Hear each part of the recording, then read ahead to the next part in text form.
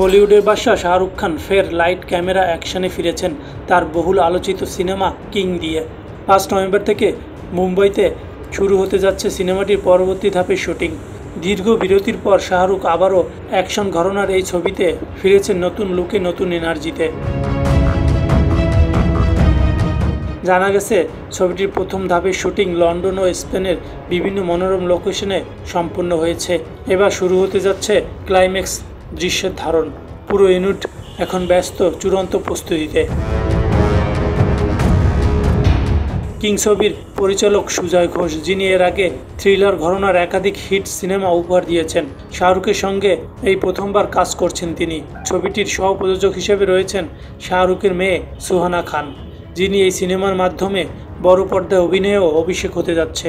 ফলে বাবা মেয়ের এই জুটি নিয়েও এরই মধ্যে বলিউডে ব্যাপক কৌতূহল তৈরি হয়েছে।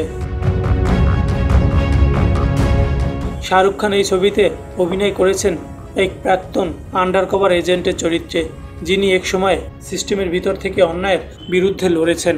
গল্পে থাকবে বিশ্বাসঘাতকতা, রহস্য ও প্রতিশোধের মোড় ঘোরা উপাদান। কিং ছবিতে অ্যাকশন দৃশ্যগুলো সাজানো হয়েছে আন্তর্জাতিক মানে।